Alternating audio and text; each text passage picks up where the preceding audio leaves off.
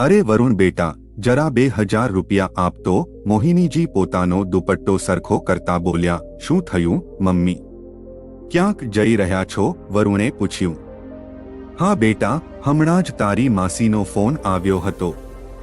માસાજીને હોસ્પિટલમાં દાખલ કર્યા છે. તેમની તબિયત અચાનક બગડી ગઈ હતી. તે ત્યાં એકદમ એકલી છે. તેણે મને ત્યાં બોલાવી છે અને સાથે કેટલીક જરૂરી વસ્તુઓ લઈ આવવા કહ્યું છે. જો કે સામાન તો 500 થી 100નો જ છે, પણ ત્યાં મને પૈસાની જરૂર પડી શકે એટલે એક્સ્ટ્રા પૈસા માંગુ છું. લે, જલ્દીથી પૈસા આપ દે જેથી હું અહીંથી નીકળું. પછી સામાન પણ તો ખરીદવાનો છે. મોહિનીજી એક જ શ્વાસે બધું બોલી ગયા. તેમની વાત સાંભળીને વરુણે પોતાની પત્ની નિશા તરફ જોયું. નિશા તેને ગુસ્સે ઘૂરી રહી હતી અને તેણે ઈશારાથી પૈસા આપવાની સાફ ના પાડી દીધી. ત્યારે મોહિનીજીએ કહ્યું, વરુણ, શું વિચારે છે? જલ્દી કર. ત્યાં માસી એકલી છે, તે પરેશાન થતી હશે. આ સાંભળીને વરુણ થોડો હડબડાતા બોલ્યો, મમ્મી, મારી પાસે હમણાં પૈસા નથી. તેની વાત સાંભળીને મોહિનીજી આશ્ચર્યથી બોલ્યા, પૈસા નથી? એનો શું મતલબ? હજી ગઈકાલે જ તો તું એટીએમમાંથી 10,000 રૂપિયા લઈ આવ્યો હતો. અને પછી મેં મારા પેન્શનના પૈસા પણ તો તને ગઈકાલે બેંકમાં જમા કરાવવા માટે આપ્યા હતા, જે હું બેંકમાંથી લઈ આવી હતી જરૂરી કામ માટે. તે તો ભૂલી ગયો હશે બેંકમાં જમા કરાવવાનું. એ પૈસા તો હશે જ ને તારી પાસે. વરુણ કંઈક બોલે તે પહેલા તેની પત્ની નિશા બોલી, મમ્મીજી, એ 10,000 તો અમે ઘરનું રાશન, વીજળીનું બિલ અને ખર્ચ માટે લઈ આવ્યા હતા. તેમાંથી અડધાથી વધુ પૈસાનો હિસાબ તો ગઈકાલે જ થઈ ગયો. હા, પણ પેન્શનના પૈસા તો હશે ને? મોહિનીજીએ કહ્યું. તો નિશા બોલી, જુઓ મમ્મીજી, તમારો ખર્ચ પણ તો અમારે જ ઉપાડવો પડે છે. તો ભલા એ પેન્શનના પૈસા પર તમારો શું હક? આ સાંભળીને મોહિનીજી સ્તબ્ધ થઈ ગયા. પછી અચાનક કંઈક વિચારતા તેમણે વરુણ તરફ જોયું અને કહ્યું, વરુણ, મારા પેન્શનના પૈસા બેંકમાં જ જમા થાય છે ને કે પછી? વરુણને કોઈ જવાબ આપવાનું બન્યું નહીં. તે નજર નીચી કરીને ચૂપચાપ બેઠો રહ્યો. મોહિનીજીને સમજાઈ ગયું કે તેમના પેન્શનના પૈસા બેંકમાં જમા થતા નથી, પરંતુ આ લોકો પોતાની પાસે જ રાખી લે છે. એટલે જ તેમની બેંકની પાસબુક પણ આ લોકોએ પોતાની પાસે રાખી છે. વરુણને ચૂપ જોઈને મોહિનીજીને વધુ ગુસ્સો આવ્યો. તેઓ વરુણ પર બૂમો પાડતા બોલ્યા, વરુણ, હું તને કંઈક પૂછું છું. જવાબ કેમ નથી આપતો? પૈસા બેંકમાં જમા થાય છે કે તમે જાતે જ ખર્ચી નાખો છો? જ્યારે મોહિનીજીએ દાંટીને પૂછ્યું ત્યારે વરુણે કહ્યું, મમ્મી, તમારો ખર્ચ પણ તો હું જ ઉપાડું છું. તો તમારા પેન્શનના પૈસા પર પણ તો મારો જ હક થયો ને? અને પછી એ પૈસા ઘરના ખર્ચમાં જ તો કામ આવે છે. બેંકમાં પૈસા જમા કરીને શું કરશો? વળી તમારી ઉંમર પણ તો થઈ ગઈ છે. શું માં હોવાને નાતે તારી કમાણી પર મારો હક નથી?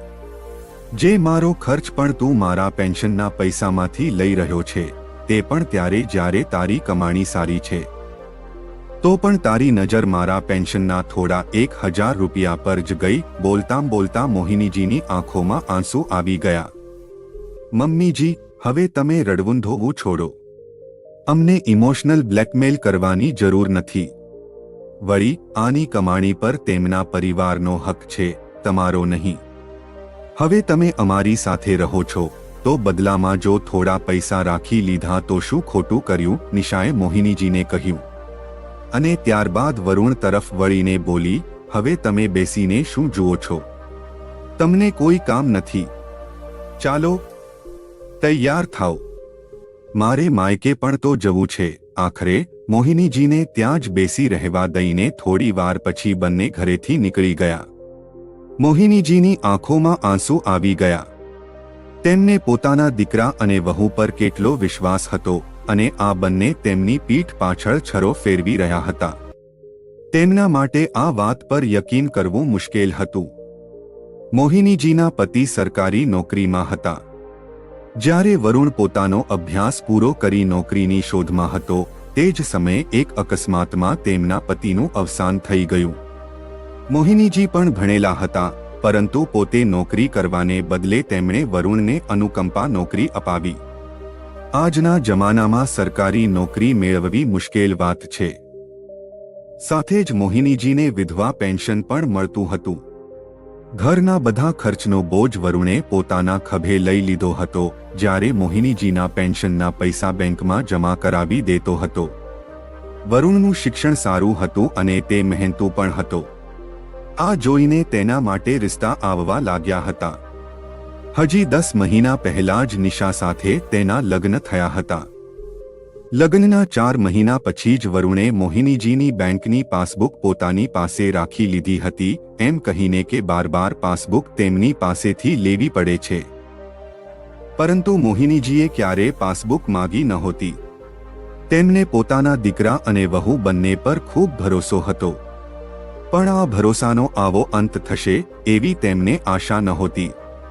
ખેર, ત્યારે જ તેમના મોબાઈલની રિંગ વાગી. જોયું તો તેમની બહેનનો ફોન હતો. તેની સાથે વાત કરીને મોહિનીજી પડોશમાં રહેતી પોતાની સખી ચંચળજી પાસે ગયા અને થોડા પૈસા ઉછીના લઈને પોતાની બહેન પાસે હોસ્પિટલ સામાન લઈને પહોંચી ગયા.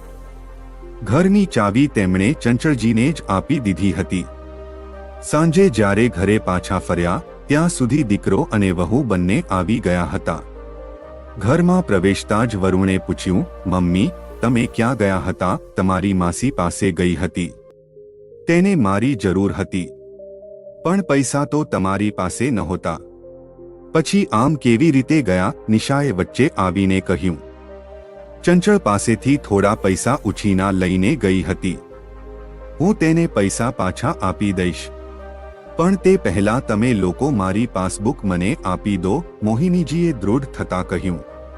અરે વાહ, એક તો અમને પૂછ્યા વગર તમે ચંચળ આંટી પાસેથી પૈસા ઉછીના લઈને ગયા અને ઉપરથી પાસબુક પણ માગો છો. અમે તમને કંઈ નહીં આપવાનું. ચૂપચાપ ઘરમાં પડ્યા રહો. હવે પછી અમને પૂછ્યા વગર ઘરની બહાર પગ ન મૂકતા, નિશા બૂમો પાડતા બોલી. આ સાંભળીને મોહિનીજીએ વરુણ તરફ જોયું, પરંતુ વરુણે ચૂપ રહીને આમાં પોતાની સહમતિ દર્શાવી. આખરે મોહિનીજીએ નિર્ણય લીધો કે હવે તેમણે પોતાના માટે બોલવું જ પડશે. વહુ, તું મારી વહુ છે. સાસ બનવાની કોશિશ ન કર. તું કોણ હોય છે એ નક્કી કરવા વાળી કે મારે શું કરવું અને શું નહીં. હું તો મારી પાસબુક જ માગું છું, બીજું કંઈ નહીં. 1 મિનિટ, મમ્મીજી. તમે તમારા નાના ખર્ચ માટે પણ અમારા પર નિર્ભર છો. અમે તમારા પર નિર્ભર નથી. જો આજે અમે તમારો ખર્ચ કરવાની ના પાડી દઈએ કે તમને ઘરમાંથી કાઢી નાખીએ, તો તમારી પાસે બીજો કોઈ સહારો નથી. એટલે જરા વિચારીને પગલાં ભરો. અમને મજબૂર ન કરો, નિશા ચીડાતા બોલી. તેની વાત સાંભળીને મોહિનીજી હસતા બોલ્યા, બેટા, એવી ભૂલ ન કરી લેવી. ભણેલી તો હું પણ છું. માનું છું કે વિશ્વાસમાં આવીને મેં પાસબુક વગેરે તમને રાખવા આપી દીધી, પરંતુ કાયદો મને સારી રીતે આવડે છે. આ ઘર મારું છે, એટલે તમે લોકો મને અહીંથી નથી કાઢી શકતા, પરંતુ હું તમને અહીંથી કાઢી શકું છું. નિશા કંઈક બોલવા જતી હતી ત્યાં મોહિનીજીએ હાથ બતાવીને તેને ચૂપ રહેવાનો ઈશારો કરતા કહ્યું. અને રહી વાત મારા ખર્ચની, તો ભારતીય કાયદા પ્રમાણે અનુકંપા પર નોકરી લેનાર દીકરાએ પોતાની માનું ભરણપોષણ તેના જીવનકાળ સુધી કરવું પડે છે. જો તે દેખભાળ કરવાનો ઇનકાર કરે તો તેને પોતાની પગારનો એક હિસ્સો પોતાની માતાને ગુજારા માટે દર મહિને આપવો પડે છે. જો દીકરો આ જવાબદારીથી મોં ફેરવે તો વિભાગ તરફથી તેની સેવા બરતરફ કરવાની કાર્યવાહી થઈ શકે છે. હવે આ તમારા બંને પર નિર્ભર છે કે તમે લોકો શું ઈચ્છો છો. આ સાંભળીને નિશા ચૂપ થઈ ગઈ અને વરુણ તરફ જોવા લાગી. વરુણના માથે પરસેવાના ટીપા ચમકવા લાગ્યા. આ જોઈને મોહિનીજીએ કહ્યું, બેટા, હું તારી માં છું. તમને લોકોને ઘરમાંથી નથી કાઢતી.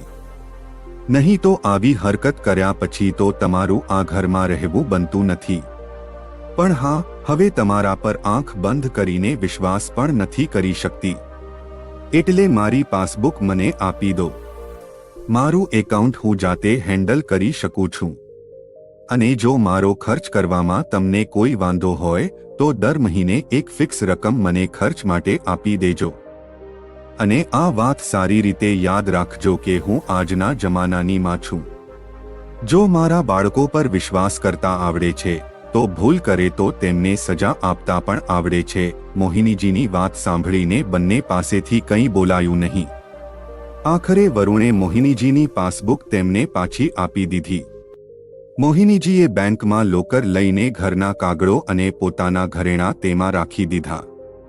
તો બસ મિત્રો, આ હતી આજની અમારી નાનકડી વાર્તા. આશા રાખું છું કે આજની કહાની તમને પસંદ આવી હશે. તો વિડીયોને એક લાઇક જરૂર કરી દેજો અને અમારી YouTube ચેનલને સબસ્ક્રાઇબ કરવાનું ભૂલતા નહીં. મળીએ જલ્દી એક નવી કહાનીમાં.